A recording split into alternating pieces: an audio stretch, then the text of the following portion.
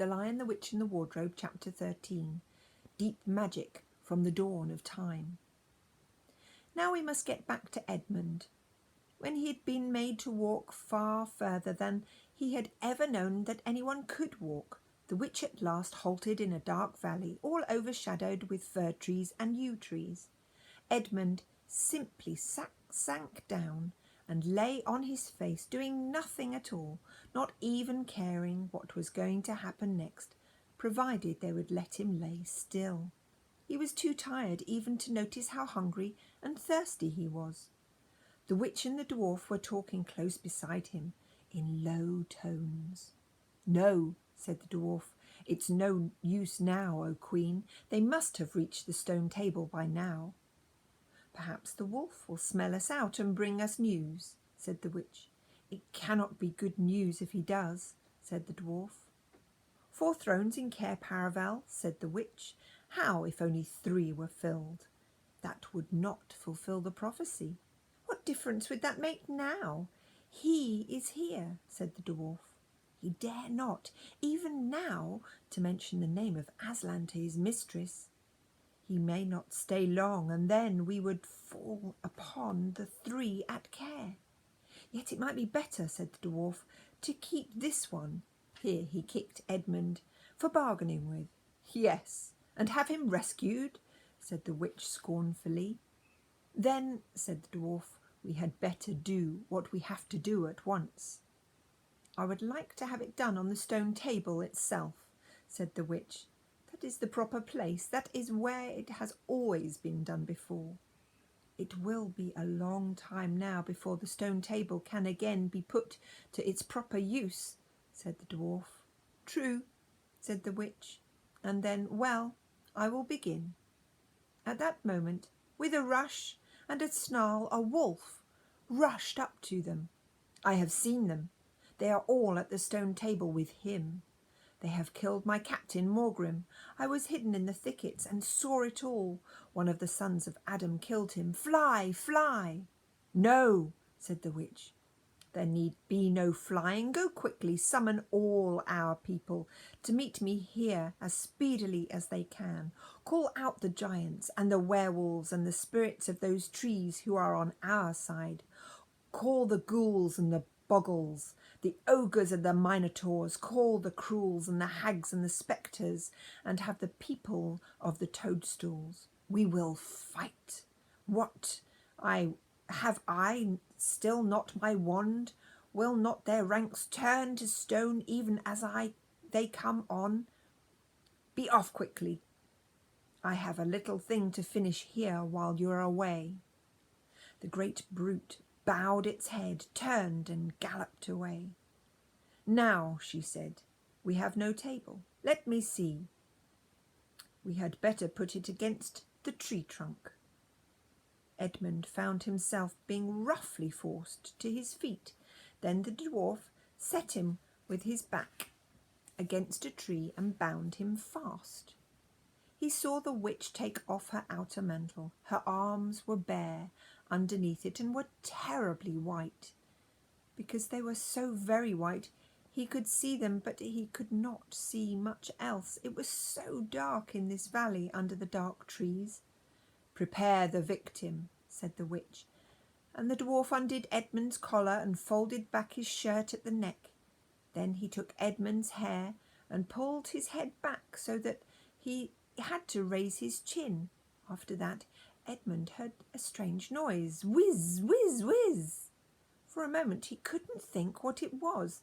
Then he realised it was the sound of a knife being sharpened.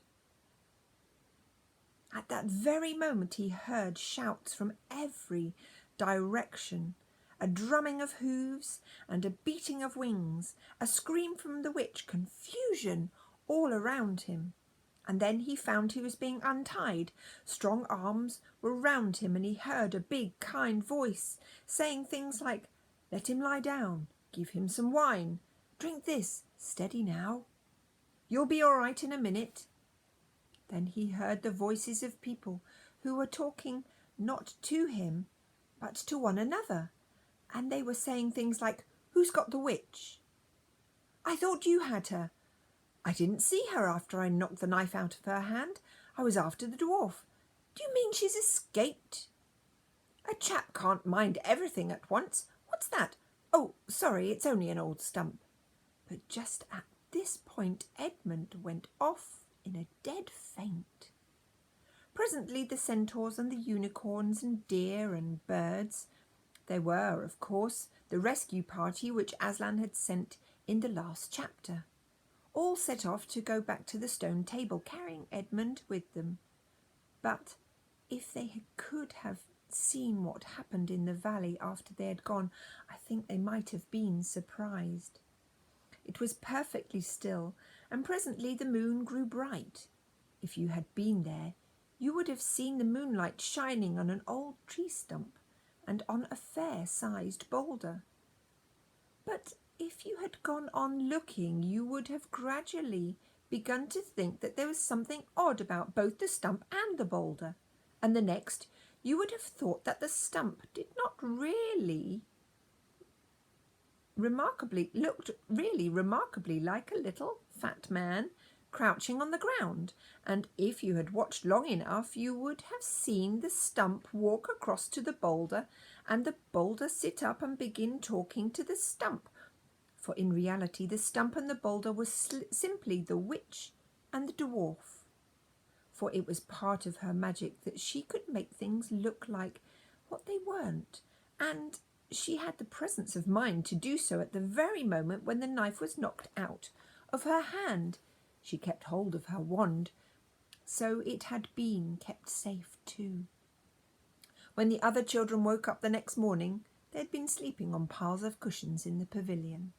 The first thing they heard from Mrs. Beaver was that their brother had been rescued and brought into the camp late last night, and was at that moment with Aslan. As soon as they had breakfasted, they all went out, and there they saw Aslan and Edmund walking together in the dewy grass, apart from the rest of the court. There was no need to tell you, and no one ever heard, what Aslan was saying, but it was a conversation which Edmund never forgot. As the others drew nearer, Aslan turned to meet them, bringing Edmund with him. "Here is your brother," he said, "and there is no need to talk to him about what is past." Edmund shook hands with each of them and said to each of them in turn, "I'm sorry," and everyone said, "That's all right." And then everyone wanted very hard to say something which would make it quite clear that they were all friends with him again, something ordinary and natural, and of course no one could think of anything in the world to say. But before they had time to feel really awkward, one of the leopards approached Aslan and said, "Sire, there is a messenger from the enemy who craves audience." "Let him approach," said Aslan. The leopard went away and soon returned, leading the witch's dwarf. "What is your message, son of earth?" asked Aslan. "The Queen of Narnia and the Empress of the Lone Islands desires a safe conduct to come and speak with you," said the dwarf, "on a matter which is as much to your advantage as to yours, as to hers." "Queen of Narnia, indeed," said Mr. Beaver. "Of all the cheek—" "Peace, Beaver," said Aslan. "All names will soon be restored to their proper owners. In the meantime we will not dispute about them. Tell your mistress, son of earth, that I will grant her safe conduct on the condition that she leaves her wand behind her at the great oak." This was agreed to, and the two leopards went back with the dwarf to see that the conditions were properly carried out. "But supposing she turns the two leopards into stone?" whispered Lucy to Peter.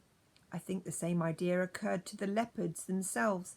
At any rate, as they walked off, their fur was standing up on their backs and their tails were bristling, like a cat's when it sees a strange dog. "It'll be all right," whispered Peter in reply. "He wouldn't send them if it weren't." A few minutes later the witch herself walked out onto the top of the hill and came straight across and stood before Aslan.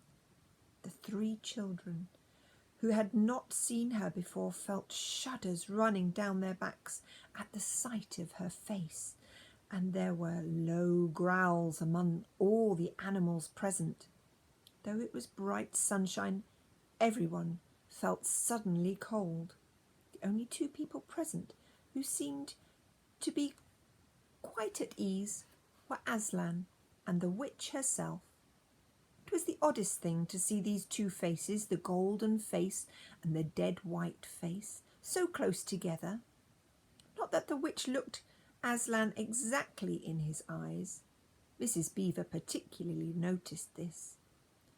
"You have a traitor here, Aslan," said the witch. Of course everyone present knew that she meant Edmund, but Edmund had got past thinking about himself after all he'd been through and after the talk he'd had that morning. He just went on looking at Aslan. It didn't seem to matter that what the witch said. "Well," said Aslan, "his offence was not against you." "Have you forgotten the deep magic?" asked the witch. "Let us say I have forgotten it," answered Aslan gravely. "Tell us of this great magic." "Tell you?" said the witch, her voice growing suddenly shriller. "Tell you what is written on the very stone table which stands beside us? Tell you what is written in letters deep as a spear is long on the firestones of the secret hell?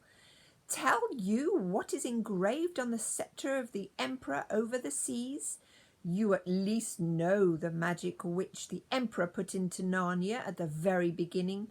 You know that every traitor belongs to me as my awful prey, and that for every treachery I have a right to kill." "Oh," said Mrs. Beaver, "so that's how you came to imagine yourself queen, because you were the emperor's hangman. I see." "Peace, Beaver," said Aslan with a very low growl. "And so," continued the witch, "that human creature is mine. His life is forfeit to me. His blood is my property." "Come and take it then," said the bull with a man's head, with a great bellowing voice. "Fool," said the witch, with a savage smile that was almost a snarl. "Do you really think your master can rob me of my rights by mere force? He knows the deep magic better than that. He knows that unless I have blood, as the law says, all Narnia will be overturned and perished in fire and water." "It is very true," said Aslan. "I do not deny it." "Oh, Aslan," whispered Susan in the lion's ear. "Can't we, you won't, will you? Can't we do something about the deep magic? Isn't there something you can work against it?" "Work against the emperor's magic?" said Aslan, turning to her with something like a frown on his face, and nobody ever made that suggestion to him again. Edmund was on the other side of Aslan, looking all the time at Aslan's face. He felt a choking feeling and wondered if he ought to say something, but a moment later he felt that he was not expected to do anything except wait and do what he was told. "Fall back, all of you," said Aslan, "and I will talk to the witch alone." They all obeyed. It was a terrible time, this, waiting and wondering while the lion and the witch talked earnestly together in low voices. Lucy said, "Oh, Edmund," and began to cry. Peter stood with his back to the others, looking out at the distant sea. The beavers stood holding each other's paws with their heads bowed. The centaurs stamped uneasily with their hooves, but everyone became perfectly still in the end, so that you noticed even small sounds like a bumblebee flying past, or the birds in the forest down below them, or the wind rustling in the leaves. And still the talk between Aslan and the White Witch went on.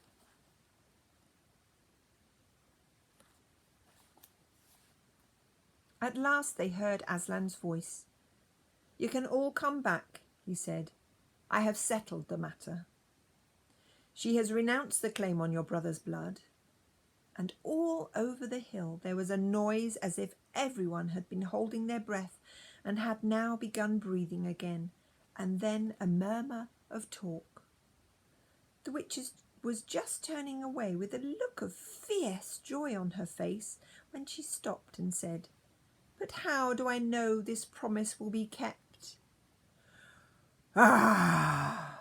roared Aslan, half rising from his throne, and a great mouth opened wider and wider, and the roar grew louder and louder, and the witch, after staring for a moment with her lips wide apart, picked up her skirts and fairly ran for her life.